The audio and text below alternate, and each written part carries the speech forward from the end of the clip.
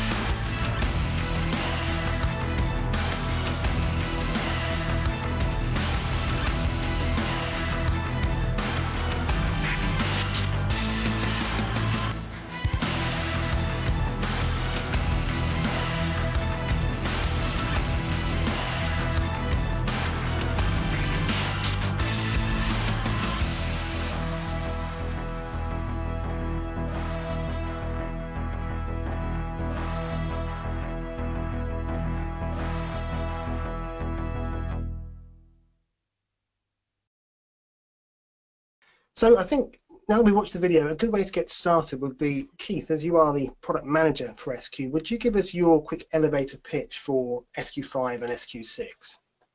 Yep, absolutely. So I'm sorry if I'm repeating stuff you've already found on the internet.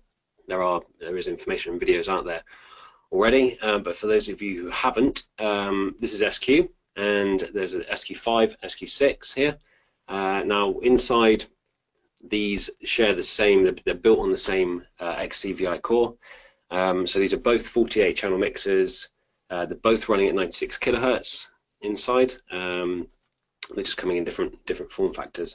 So we've got 12 mixers here. There's 6 layers of assignable channel strips. Inside you get all the processing you'd expect. Compressors, gates, EQs on every channel. It's also capable of running deep processing, and there are 8 stereo effects engines inside. So I mean, it's 48 channel. If we were being very cheeky, we could say it's 64 channel, because those use their own dedicated returns, so you're not eating into your channel count. They're very expandable. They have options. If we look at the back, I've got a slide. Yes, we have. So there's local I/O. The local I/O allows you to use this straight out of the box as a standalone unit. But then we've also got options here for an I/O card, so you can use Dante or Waves cards in it, or we don't have a picture of it, but there'll be an optional extra S-Link port. There's USB connectivity, there's network connectivity there, stereo inputs, foot switch input there, and the S-Link port. And the S-Link port's quite exciting. That allows you to run different protocols on one port, but we'll talk about that a bit later, I think. The SQ5 is a 16+1 fader version. That's 16 motorized faders plus 1 master version. That's 16 these 16 mic or line inputs as monos, along with those stereo inputs. There's a very high quality, fully recordable preamps, phantom power pad, everything you'd expect, polarity switching on those. There's 8 soft keys. Those can be fully assigned to anything you like, really. Tap tempos, mute groups, DCA mutes, scene advancing. It depends on your workflow. And the SQ6 has an extra 8 motorized faders and an extra 8 of those mic pre or line inputs. So that means that the SQ5, in terms of channel strips, which are fully assignable, you've got 96 channel strips available on the SQ5, and you've got 144 channel strips available on the SQ6. There's extra soft keys on the SQ6 as well, and there's also soft rotaries, so you can use those to run DCA levels. You could set them up to anything you like, really. Anything you want to use all the time and just have there on the surface ready to go. You can have those follow the channels as well, so you could have those set up for EQ, it depends what channel you're on. You could have, I mean, there's dedicated EQ controls as well, but you could have them set up for sends, you could have them set up for, like I say, DCA levels. So that's really the overview, I would say. Perfect, thanks Keith. Now, as well as us doing the talking during this webinar, we really want to get you involved as much as we can, and there's a couple of ways that we want to do that. Firstly, you'll see on the GoToWebinar interface there's a question box that you can type your questions into, and we'll be doing questions and answers at the end, and we'll get through as many as we can then, and those we can't get to during the webinar we'll try and pick up offline. So please do use that to fire your questions at us, then I can put them to these guys. And also we will be asking you a few questions during the webinar, just to test your knowledge on SQ. We're doing some of those in just a moment, but to make it a bit more interesting, we will be offering a prize for one lucky winner, which is, Keith, would you model this little beauty for us? So this is the Me 500. If you're not familiar with the Me system, it's our personal mixing system allowing performers to control their own monitors. This is the latest model in the series, launched about a month ago, and it's designed to be really quick to set up and really simple for the user to operate.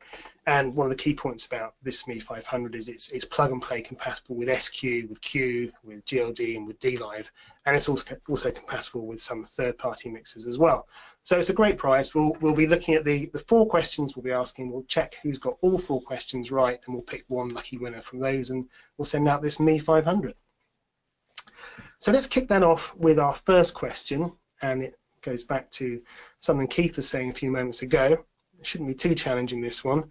So if you could answer this one, how many channels can SQ mix? Is the answer SQ5 can mix 16 and SQ6 can mix 24? Is it 48 input channels plus up to 8 dedicated stereo effects returns? Or is it 48 input channels but only if you don't use any effects? Or is it 96 because it's 96 kilohertz? So that's 1 channel per kilohertz. So I'll give you a couple of moments just to pick the right answer to that one. Can I give clues? Or? We can give clues if you like. Really? 96 kilohertz is not anything to do with it. Okay, so it's probably not number 4. Okay, so are we ready to see how people got on?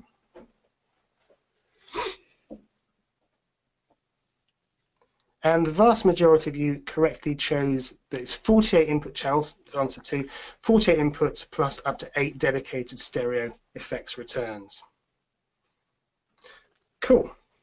Now, already we've mentioned a few buzzwords during this webinar. We've mentioned XCVI, we've mentioned Fpga, we've mentioned 96 kilohertz, which all sounds like really cool tech, but it can be quite hard to translate that into the real benefit for the user. Nick, I know you're particularly passionate about this. Could you take us through what Fpga really means for us? I can try, and as you know, I could talk for hours about this subject, so stop me when it's too much. But Okay. I'll try to be brief, and I picked 4 key benefits for our users of this technology. And we'll start with the sample rate, so 96 kilohertz. Why is that important? If you think about the recording industry, they switched to 96K more than a decade ago, and there was a reason for that. So they're not just wasting hard drive memory for nothing. And it's all to do with audio resolution, ultimately sound quality. It's not about hearing higher frequencies like some people might think, nothing to do with that. It's about, for example, the fact that we can use anti-aliasing filters in our converters, ADC, DAC, which have a much less steep slope or curve.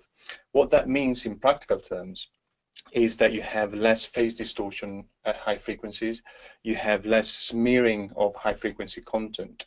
And that translates often to better reproduction of transient sounds, better reproduction of high frequency, of course, and also my subjective experience is a much better stereo image. So a much more natural reproduction of the stage space, for example. To be honest, some of these things you'll have to try it out for yourself. So I really encourage people to, if they have an opportunity to listen to one of these SQ mixers, compare it to any 48K system on the market, and I'm sure that even the most skeptical of guys will recognize a difference in the sound quality. Now, FPGA in itself as a technology basically means that we haven't got all of the constraints of fixed format or fixed architecture DSP technology. So once again, for example, our engineers are free to choose, to pick and choose any bit depth they want to use for each processing block, for each processing algorithm. Whereas with that DSP, we were pretty much limited to either 32-bit floating point or 24-bit fixed point and so on. With the FPGA engine, what we did is we chose the best bit depth for each algorithm to give you the best noise performance, the highest precision, and the highest headroom where it counts. So, for example, with the mix bus, the summing of the signals is in what we call the accumulator part of the FPGA mix engine, and that's 96-bit of bit depth, which is practically infinite headroom for your mix bus. Now, FPGA also means that all of our processing engine and mixing engine runs on one single chip, as opposed to many, many DSP chips in an array. And again, that brings a lot of advantages for us as engineers, but also to the users. So, for example, we don't have to route audio from one chip to the other for mixing and then routing in the mixer. That results in phase coherent mixes. So all of the outputs are phase aligned down to the sample, which means you can take any path inside your mixer, input to group to main left and right, or input straight to the main left and right. All of the outputs will be phase aligned without those phasey mixes or comb filtering that you get on other consoles. And it's quite unique in the mixing industry as well. And also, if you take that coupled with a sample rate, you get to the lowest latency in the industry. So anyone in the know will recognize that 0.7 milliseconds analog input to analog output is quite outstanding. Again, why does that matter? Because nowadays, the latency of the mixing console is only one element of a chain of devices, digital devices, that will add latency overall to your system. Wireless receivers, wireless transmitters for in-ear monitors, Dante transport, and also if you have, for example, DSP amplifiers with for more than 9 array systems and so on, everything will add conversion and latency. And we know today that a few milliseconds of latency for in-ear applications, for example, is a no-goer.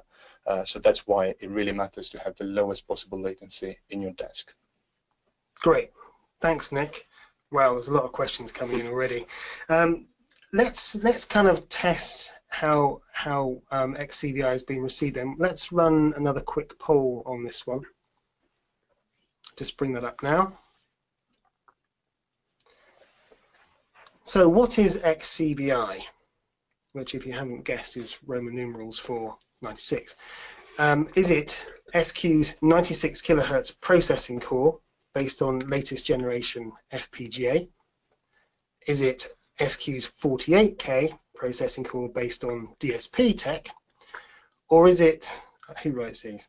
Is it SQ's Xenon Chromatic visual interface? That sounds like something out of sci-fi. So those are your three choices. If you choose one of those now, please. One thing I would say on and Nick touched on it just then, but the sound quality of this is amazing. I know, David, you've said to me lots of times you can't just say something sounds amazing, because anyone can say anything sounds amazing. So definitely, as Nick said, go out and listen to these, because the sound quality of them is phenomenal. It's, so I can't wait for like A/B tests to start happening and people going, oh, I get what you mean. Okay. That is the problem with sound quality. It's very easy to write, this sounds great, but you've got to hear it to know it.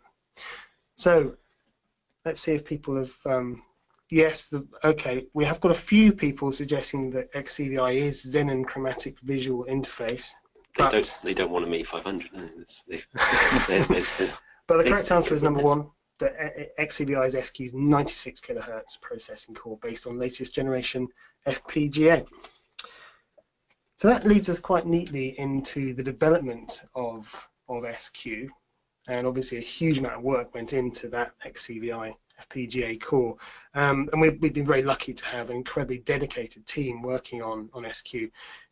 One of the misconceptions we always get about new mixers is SQ, is it a cut down D-Live, is it a scaled up Q, is it based on GLD? And these questions always kind of circulate, and life's never that simple. Of course, we do adapt technologies, we develop one platform for another, but in fact what we do is look at the user requirement, look at the application, and then create a product that fits that need. And I know, Keith, you've been quite close to the R&D team during this process, and I know there's been some challenges we've had to overcome along the way. Could you talk us through some of those? Yeah, I've certainly been annoying the R&D team throughout the development of SQ.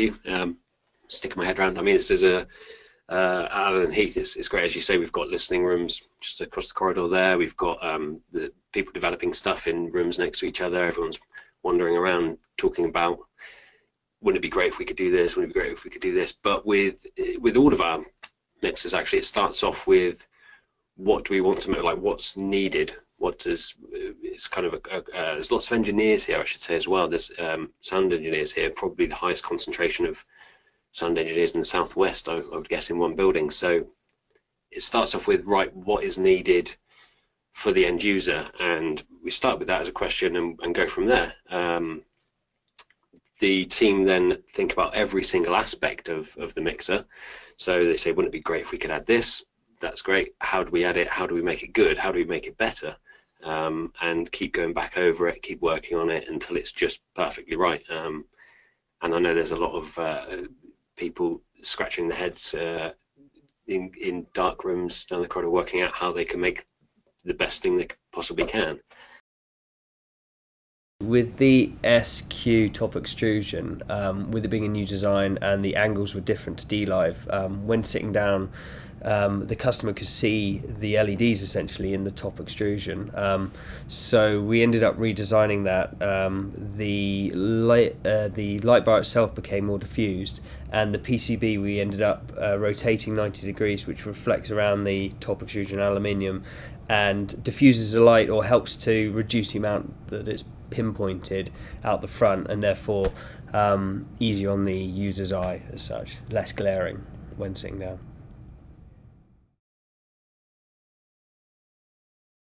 Okay, so for this project, the big benefit of the FPGA was that we were able to combine so many features all into one device. So that included all the processing that we could fit in, the S-Link to allow connection not just to the new 96K boxes, but to the older 48K boxes that people might have in their Q systems. And by bringing it all into one chip, it allowed the latency to be lower and just the design to be more compact overall than it would otherwise have been. Well, we had a really cool idea when we developed SQ in what we call now as the Chromatic channel meter.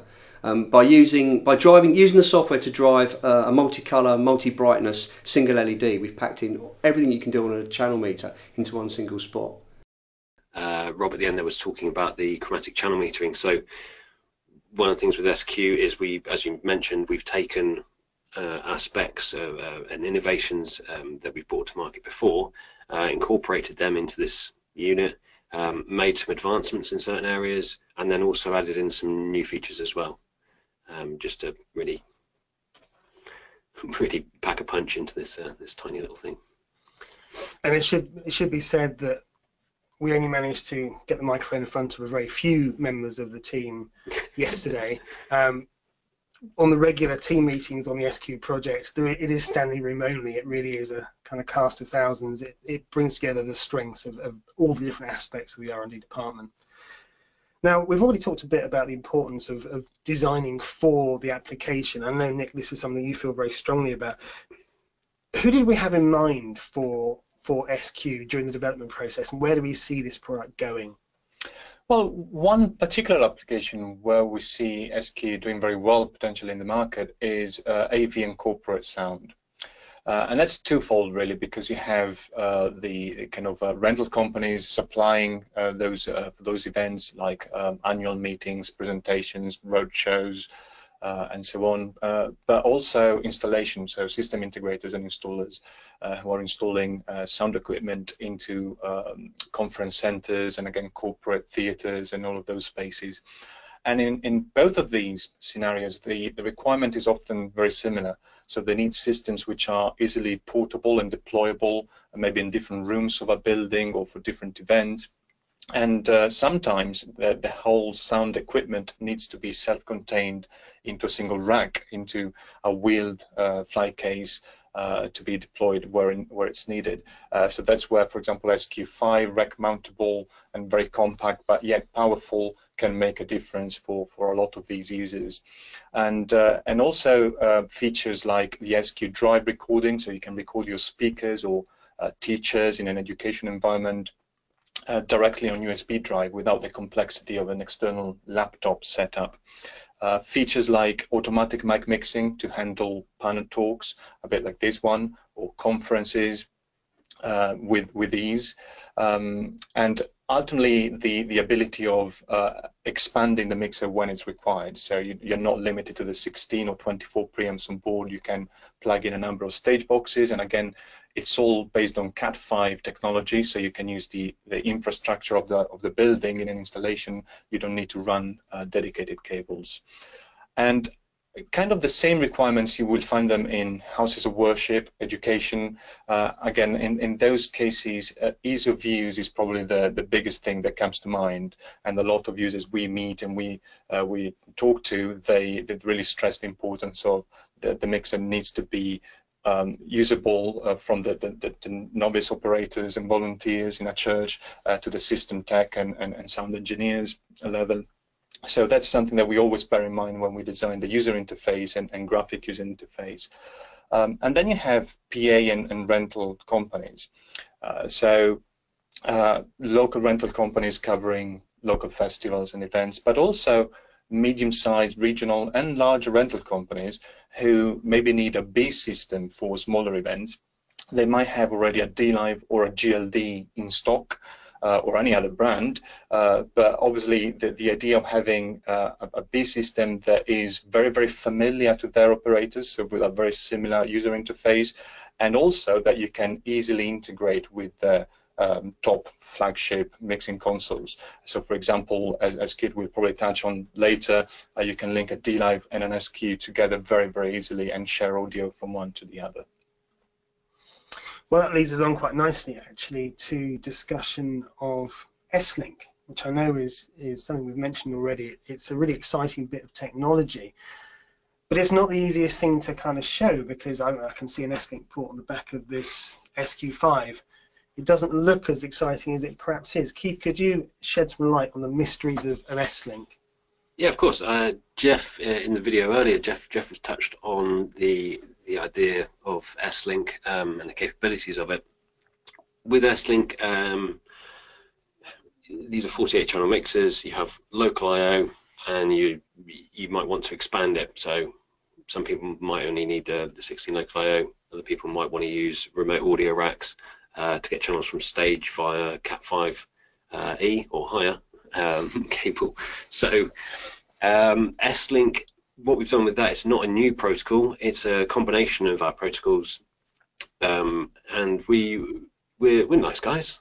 We wanted it to make it easy for people, and we wanted to incorporate all of our expanders. So the D-Snake AR and AB units, also DX, so you can run 96 kilohertz throughout the system. And we've also incorporated GigaRace, as Nick said, so you can use it with a D-Live system, for example, or another SQ. So probably the easiest way to show how it works is some application diagrams, which I doodled. So this first one here is for anyone who's already familiar with our products. This is a fairly standard expanded system. So you could drop an SQ in place of a GLD or a Q system, for example. So you're not having to go out straight away and get new boxes. It will work. It will just work. So that's with an AR2412, an AB168, and that's also expanding out to a ME-U unit, which then feeds the ME-1s and ME-500s. So in total, what you're looking at there are 40 inputs from stage. You could be right next to it, but 40 inputs from stage, essentially 20 outputs on XLR, and then another 40 channels are being sent to the ME system for the personal monitoring applications. So that's one example. The next one this is going up to a full 96K system, and this is running the new DX168s in cascade mode. So you've got 32 inputs on XLR and 16 outputs on XLR from the stage. Again, you're running a single Cat5 A cable to the stage, or Cat6. I mean, it's, yeah. And with that kind of setup, I mean, I see that being used quite a lot, because you can stick one of the DX168s at one side of the stage, one at the other, or you could have one by your drums, or you could. There's lots of options there. But as I say, that's going to be a very common setup, I think. Next one is now this is if you want to get your 48 channels all from the stage. So the previous one, you've still got another 16 inputs locally. So you've got 32 at the stage, 16 inputs locally. If you didn't need any local inputs and you wanted more inputs at the stage end, you could use 3 DX168s running into a DX hub, and then again you've got a single Cat5 cable, Cat5e cable coming back to the SQ, back to front of house position, or wherever you've got it set up. So that's where it gets a bit more expanded. And then the next one is, this is where this is I don't know if this would be a fully expanded system. Probably it's a fully expanded SQ6. This kind of thing will be used for monitor front of house split setups, or possibly a separate broadcast mix. Very similar to the last slide in that you've got 3 DX168s running into a DX hub, running to the SQ6, but then you're also sharing audio with another SQ system. So you can send there, I mean, we've got a picture of a GigaRace card, but using the option card, you can then send out to the SQ5, use the SQ5 for mixing down for a broadcast situation, or use that for the front of house, and that's audio going to and from the other SQ. Also fully 96K. The last one here is very exciting, as Nick touched on. The SQ we see as being very modular in use, and there's lots of rental companies who want to mix and match their systems, and they want to incorporate a desk with one system, take it out on its own, and the next day do something else. So it gives you lots of options. And what we're showing here is a connection to a DLive system. So you've got a whole DLive system running as normal, but then you can take a feed via GigaRace, go straight into the S-Link port, and carry on. So that's almost like a much higher end version of the previous slide, where you're splitting between 2 desks. So you could use that for monitor front of house split, could use that again for broadcast. Those are probably the main applications. Excellent. Well, I think S-Link deserves its own poll. If we could just... We're going to say round of applause. I think it does. Well, I think it does, but let's do the poll instead. Okay, so what can you connect to the S-Link port? Is it 48 kilohertz D-Snake audio racks like the ARs and ABs? Is it 96 kilohertz DX expanders, such as DX168, DX Hub? Is it a DLive via GigaRace? Now, I think we actually may have a bit of a technical problem. Do we have a bit of a fault on this one? Oh dear. Okay. Get people to comment. What we were hoping to have was an option for all of the above, but that's missing. So this won't count towards the Me 500, so you can answer any way you like on those.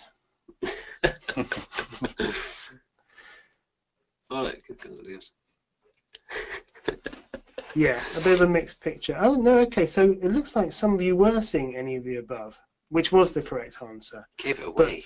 we'll exclude that from the Me 500 competition. Sorry about that. Let's move on. Okay, so we've talked a lot about SQ in live environments, AV, house of worship, rental, that kind of thing. But we've also touched on a few aspects of using SQ in recording capacity live or in recording studios, and I can see there's lots of questions about this as well. We're running fairly sort of well into time, so if you could briefly give us some highlights of what SQ can do in recording. I can. You can start, yeah. Yeah. I'll talk about USB. You can talk about the other one. With SQ, it's funny. It's not been designed just as a studio mixer, but it does it very, very well. So you've got options for a quick live recording with SQ Drive. One of the things with SQ was that we wanted to incorporate something like the Q Drive, because Q Drive has been massively popular on Q. Loads of people love it, so we wanted to get that in there. And obviously that's running at 96 kilohertz on here. So it's 16 channels and 96 kilohertz. So it's kind of, they've really pushed the technology again to get double the data going to a USB stick or a external hard drive. And that's recording and playback, stereo or multi-track. So you could use that for backing tracks for a show, or you could use that just for in a rehearsal room to record something quickly and have separate tracks. There's also USB to USB-B interface at the back. That's a 32 by 32 USB interface running at 96K, which allows direct connection to your DAW for more studio environments, recording and playback again. So you can monitor through the desk, record through the desk, make use of the preamps.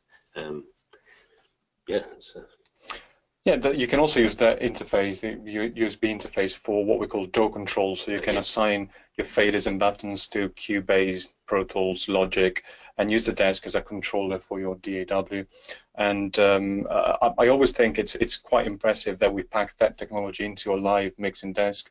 If you think of the typical cost of a 32 by 32, 96 kilohertz sound interface, and you think that you have that included in your SQ mixer, that's quite amazing. And if the 32 channels are not enough and you want to go beyond 32 and record all of your inputs, all of your effect returns, then you can opt for a Dante Waves option card in your I/O port slot. So I think we catered for all possible requirements. So when it comes to that, the interface, essentially, you're saying we get a free mixer with SQ. Pretty much, yes. So we do have our final poll. Let's see if this one displays correctly on recording with SQ. Looks like this one's come up okay. So what recording options do you have with SQ? Is it a 32 by 32 96K USB audio interface, a 16-track 96K recording direct to USB, I/O port options such as Dante and Waves? Is it all of the above, or is it a cassette recorder? I mean, I shouldn't laugh, should I? Well, we'll give you a few moments to fill that one in. We are seeing a resurgence in interest in vinyl, but I've yet to see a noticeable uptick in interest in cassette, but it could happen. Never say never. So just give you a couple more seconds. Here we are. And so 3% of people said that SQ has a cassette recorder, but the majority of you said that we have all the other options above. So, okay, so we'll take the 3 questions that display correctly, and we will pick a winner from those, and we'll contact you after the webinar. Right, now, there's a massive questions coming in. Keith has not slept since the launch of SQ, answering questions on social media and email and so on. Don't plan on getting any sleep anytime soon, because we're not going to get through all of these. There's a lot of questions about when, really. Questions about when we're going to get AMM, automatic mic mixing, which we haven't really touched on yet. When will we have the Ipod app? and all kinds of other when questions. And Nick, I know you have some information on the roadmap. Yes, I do. And the answer to your questions, David, is very soon for everything. So we can have a look at this slide. And basically, SQ5 is already shipping in limited quantities, but we're ramping up production to really cater for the massive demand and requests that we're getting from our distribution network and our customers.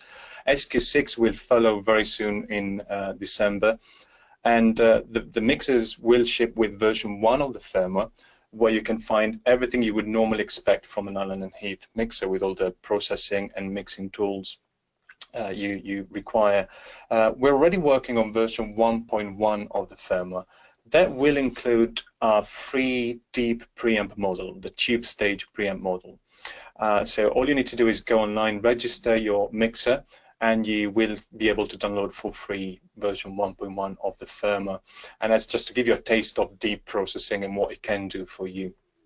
The Ipod app that you mentioned, we actually have it working here today. So you can see that it's well into the development stages. We are testing it. It's working with our mixers. It's got a few new surprises in terms of the user interface. And actually, it's multi-platform. So it's not only iOS devices, and that's I think it's enough as a clue. We'd like to release for Android at the same time, and I'm hoping that we can surprise you later on with more operating systems that we can support. Now, Dante Waves and S-Link cards. We're obviously aware of the importance of Dante and other options for a number of applications, and that's why we already started the development. We have a Dante prototype card coming out very, very soon. And we think that by the end of Q1 2018, we'll have these cards available on the market. Now, you asked about AMM, automatic mic mixing. That's again in development now, and we're using the best of our engineers and technologies that we developed so far to give AMM to SQ. And that will come in version 1.2 of the firmware, which again will be ready by the end of Q1 2018 or possibly earlier than that. And together with AMM, we'll pack a lot of new and exciting features. Now, what we haven't talked about is further deep processing models. So if you're familiar with deep processing, the fact that you can insert plugins, embedded plugins on any number of channels without any extra latency, something really unique to Allen Heath. And with that, what we want to do is we want to give you the option to customize your SQ experience and to really tailor your SQ mixes to your application, your requirements. So what we'll do is we'll make a number of deep processing models available to our users in forms of individual models or bundles or packs, different compressor flavors, different GEQ options, and so on. And you will be able, after 1.2 firmware, to go online on our web store and effectively purchase one pack or the other, or one embedded plugin to customize your SQ mixer. So I think that covers most of the elements we are expecting in the short term. And yeah, it's probably time for the next question. Well, one more thing I want to cover before we get into questions and answers is robustness and roadworthiness, because it's something that's come up a lot in the development of the product. We've looked at the other offerings in this area of the market, and some of them perhaps aren't as robust as they might be. Keith, can you reassure us that I'm being diplomatic? Keith, can you reassure us that the SQ deserves the Allen Heath name for build quality? Absolutely. So yes, we're talking about the features. We're talking about all the exciting new things, all the exciting buttons that do stuff and fancy flashy lights. But really, what I love about Allen Heath before I was ever here is that it's very reliable, very solid, and the main thing is it's an audio mixer, so it sounds amazing, and it needs to be able to live up to expectations in terms of it's probably going to get chucked in the back of a van by someone who, you know what people are like. It's probably going to end up in a school somewhere, with sticky fingers all over it. So yeah, we really do put these things through their paces to make sure that they're going to survive that and still sound amazing. So so we've done environmental testing. so kind of elevated temperatures, sub-zero temperatures, high humidity, stuff like that. We did a lot of vibration testing, so we went up country, did a lot of kind of road transport type emulation, aircraft kind of transport type emulation, and then turned it up to 11 as we like to, and gave it an extra bit of kind of welly on the vibration testing. It still didn't break. Then we did packaging testing, so there's certain regulations in packaging that you have to attain to, depending on the size and the weight of the product. Again, we did all the kind of passed all the standard tests with flying colours, and then turned it up a bit as well. I can't think of any other testing. What else did we do? We might have done a bit of ingress testing, shall we call it? So we did normal, well, kind of dust, humidity as mentioned, but also sand, Coca-Cola. We didn't do beer on this one, but Coca-Cola's pretty harsh substance. Testing. We did a bit of, should we say, structural rigidity testing, where we kind of walked on it quite a lot. Used it as a step ladder. And then we did a lot of component testing as well in the product. So the actual individual components that go inside the product that nobody ever sees, tested those individually and gave them a lot of abuse in the end as well. He keeps talking about wanting to bring his tank in to test stuff, but I don't know if they need to be tank proof, but you know, we'll see. I think that would just be for giggles, wouldn't it? But we should do it anyway and maybe film it. I should point out that other brands of cola are available, and we're not ascribing any unpleasant properties to any brand or another. It's just that, you know, fizzy drinks do find their way inside mixers, and they tend not to be very good for them. So it's something we do test for. Okay, well, it is time to open up to the questions. We do have a lot to get through, and I'm sorry we can't get to all of them. We'll run up to the hour, but after that we will pick these up offline. I'll do my best to kind of group questions together into themes. There's a lot of questions basically on the lines of, is this a D-Live? Are the effects the same as D-Live? Will it be compatible with IP remotes? Can you just give us some kind of a sense of the difference between the products?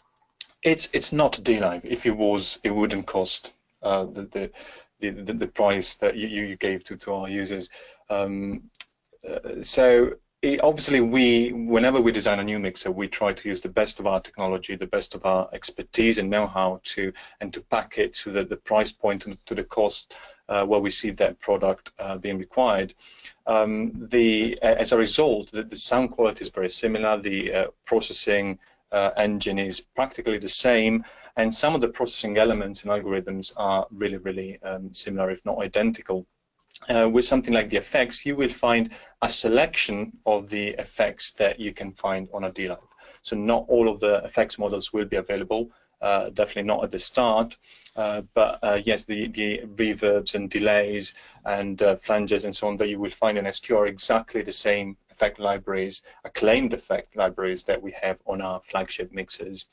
The other thing with that, sorry to interrupt, but the tube stage that you get for free when you register, that one's in D-Live already. So it's yeah, you can play with it in D-Live. So there will be some stuff shared between the two. The deep processing is obviously in D-Live. There's deep processing in this. As Nick said, they won't be exactly the same. There won't be exactly the same range available, but there will be a lot of crossover. It's sound fantastic. With the IP, that's something that's actually been requested quite a lot. Yeah, it's when we designed the IP6, IP8, IP controllers, the GPIO interface, we made it so that it could be compatible across a range of products. Obviously, that needs a lot of software development and code writing on the SQ side.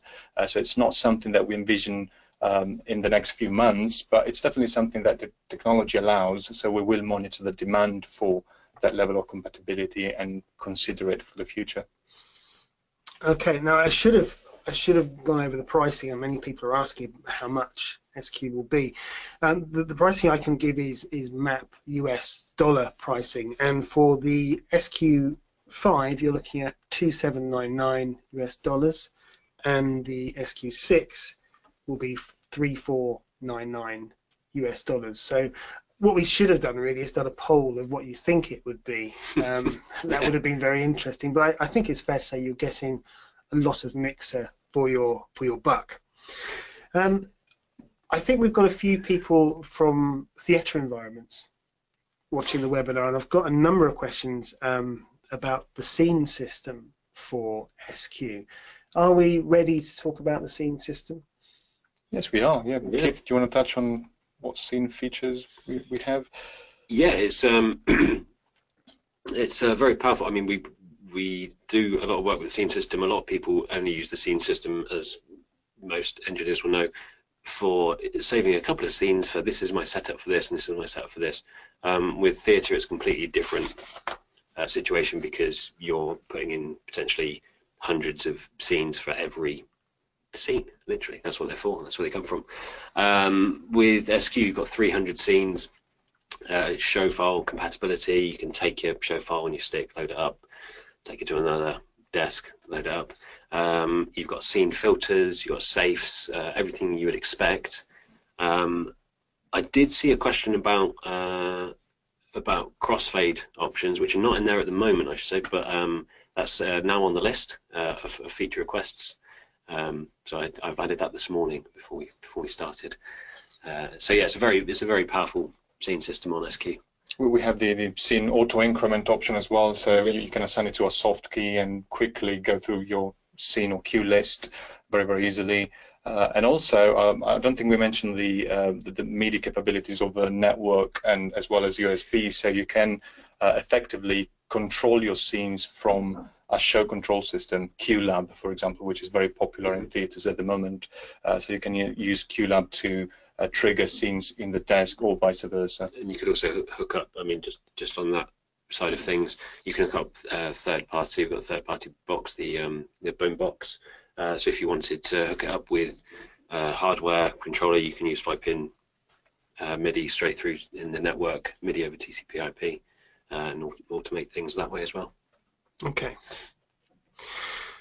Now I can see questions about the effects, and again, there's a number which I'm trying to kind of summarize, but the question primarily about the assignment of the effects. Is it a kind of traditional send and return format? And also, and I think you did cover this, are you burning your channels when you're using the effects? Sure, I can take this one if you like. So with the there's 8 stereo effects engines built in.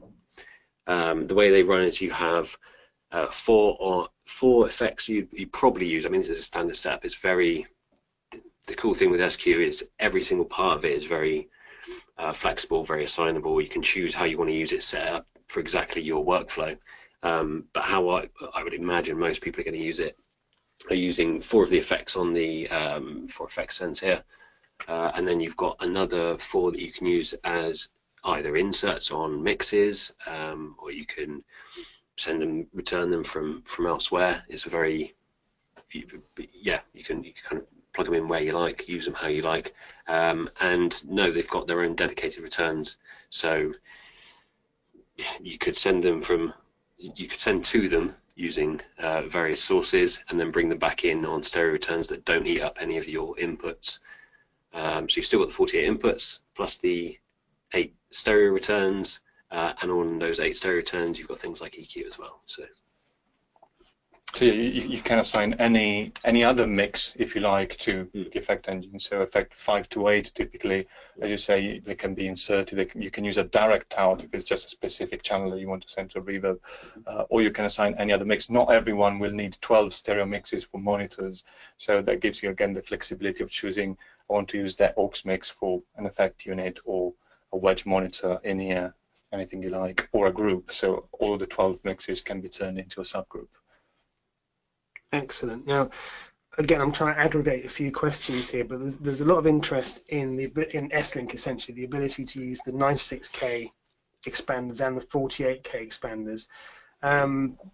So questions along the lines of, so can you mix and match them in a system for a start? And if you do, does the system default to the lower sample rate or not? So with S-Link, it's everything in SQ is still running at 96K. With S-Link, it does some very clever upsampling for anything that's lower, brings up to 96K, so all the mixing is still done at 96K, so you still get the benefits of the 96K engine and summing. S-Link goes between the modes, so you can't mix and match and put everything on one because they're using different protocols. So yes, it incorporates the 3 protocols, but you switch between them. So if you wanted to use a D-Snake protocol and a DX protocol in your system, that's the reason for the option card, the S-Link option card that will be coming. So you can use one in one and one in the other and mix and match them that way. Okay. Now, I guess inevitably there are some questions about what does SQ mean for other products in our range. So there's questions about what does it mean for Cube, what does it mean for GLD. I guess I can begin to answer that, and perhaps you'd like to sort of come in on that. But SQ doesn't replace any of our current mixers. They're all still in production, still supported.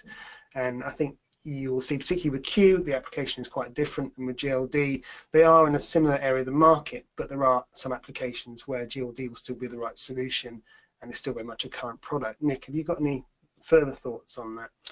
Well, as you say, Q is obviously a different price point, different application. Q, the strong point about Q is the simplicity of the one fader per mic input, one-to-one patch, everything works out of the box, everything is assigned for you. Whereas SQ is a much more powerful and sophisticated system that you can customize and much more flexible in a way. GLD, as you say, again, it's a different price point, and GLD still has some particular elements that you won't find on an SQ mixer. For example, more faders, if you go for the GLD 112 with 28 faders, and also the faders are arranged in 2 or 3 different banks with horizontal mix channel selection, so a kind of different workflow to the SQ system. GLD has a slightly larger touchscreen, more effect sense, so there are differences with a lot of more rotary controls and encoders. SQ obviously has new technology, USB recording built in, so they are different beasts, and I think that you can find applications where one or the other is really ideal. And also GLD obviously comes straight away now with a range of option cards, some of which we are not really planning for SQ, like ether sound or coaxial MADI. So if you really need those cards, GLD is still the preferable purchase for you. So yeah, it's I think we are covering sorry, a lot of different price points and application points to really give you anything you need at the price you wanted. Yeah, I think that's a very fair answer. I think there's a lot of love still for GLD and for Q, and SQ doesn't change that. Now, quite a lot of questions around assignment, essentially. Is the assignment of strips more similar to Q or more similar to GLD or D-Live? And also particularly about assignment of outputs, how flexible is strip assignment on SQ? Very. This actually uses a drag and drop interface in the GUI to assign them, and then you have the 6 layers, as I think I mentioned at the beginning, the 6 layers of faders. So if I jump through, you can see some of the colors of the Scribble strips changing, which is, I mean, there we've got some MIDI strips and also some DCAs on that layer at the moment. But you can mix and match how you like. So you could have a few inputs plus an auxiliary output plus a group plus a DCA plus MIDI plus you can even assign the main out as well onto the channel strip. So yeah, assign it, set it up exactly how you want. And is there any kind of overview screen for the assignment? Well, you've got the information of what it is and where it's coming from on the Scribble strips, and also these are coloured Scribble strips. There's an overview window in the GUI. I'll be doing some more videos on these and the actual use of SQ. But you've got an overview you've got an overview picture here, which you probably can't see on the webcam, which will show you 8 channels in one go with all the information It's also got all the metering in there, so your compressor metering, your gain reduction, gating in one screen, so you can see lots of information in one go, and then you can kind of dial down into it and start messing with EQs and other levels and get more information as you need it. So yeah. One of the features that people have noticed straight away about SQ in comparison to Q is, of course, we do have the scribble strips on the channels. Now, what information can we put on there, and can we color code them? But also, does channel naming get transferred to connected Me1 units? Yes, all the channel naming will be passed on. You have naming on the scribble strips, and you can also flick through. There's a view button, so you can quickly flick through and see where that input's coming from and what type of input it is. So I can see whether or not that's a local input. So you've got the name, but also it becomes very handy. Again, it's engineers here, so we know what we're doing. We're not going to shoot ourselves in the foot by going, there's the name, oh, what's it patched to? You can just go view, okay, that's on that socket, go and patch it into that socket. So yeah, we've got a lot of information readily available. Okay, questions about the I/O port on the back of these mixers. For a start, 64 by 64, is that 96K or 48K, or can it be either? That is 96K with an option to switch to 48K. So certainly with the Dante and Wavescard, we will have an option for the two different sample rates. So yes, you can have the full 64 channels and 96K, but you can also switch to 48K if you wanted compatibility with legacy 48K equipment. Okay. Now I think we've got some DLive or maybe iLive users in the room. So persistent questions about the effects. Can we give some hints about which of the effects that people might already recognize will be featured in SQ? I think if you have a list of what is included in version 1 Therma, that's not fully representative of what will come to SQ in the next few months, but we can start with that list. We sit and we start with, the team sits and starts. I mean, I'm not intelligent enough to be part of that team, but the team, not Dave. The team will sit and start and say, right, what's the most important effects, and then they'll start working through the list and adding the effects. So it starts off with version 1. There is the SMR reverb. There's the delay, stereo tap delay. There is the chorus. There's the ADT. What's in there? A flanger. So you've got a starting point of everything you would need straight out of the box, and then almost immediately we'll be adding more. So version 1.1, 1.2 will be adding in more effects. Okay. We've talked about compatibility with the DX168 expander. Of course, we also have the DX32 in the range. Is that something that will be compatible with SQ at some point? Yes, it is, yes. So we haven't talked about that in the roadmap because it will come later, possibly in version 1.2 or later. But yeah, we will make the DX32 and also the new DX164W, the wall mount box for permanent installation, compatible with the SQ range. Great. We are right up to the hour now, so I think we'll just take one more question and then we'll close out. And like I say, we will respond to questions we didn't get to. I'm sorry we didn't have time for all of them. Inevitably, questions about will there be an editor software for this, for PC or Mac? That is a good question. Okay. One I was anticipating. Yes, there will be an editor. Again, we're obviously aware of the importance of an offline editor for managing your scenes, preparing your show files, and so on. And we really wanted to make this available, but in terms of development time, we weren't able to deliver at the time of shipping the product. We are still working on it, and the plan is actually that the app that you've seen today, which is, as I said, multi-platform, could grow in time to add more and more features, scene management capabilities, until it becomes a fully featured online and offline editor. Awesome. Well, thanks very much, guys, for answering all those questions, and thank you to you for taking part in this webinar and interacting with us. And do look out for an announcement to one of you about who's going to win the lovely Me 500. We will leave the webinar interface running just for a few minutes, so if you have any further questions, you'll get the chance to type those in and we'll answer those offline. But it just remains for me to say thanks very much, and we look forward to talking to you again very soon. Thank you very much. Thank you and goodbye.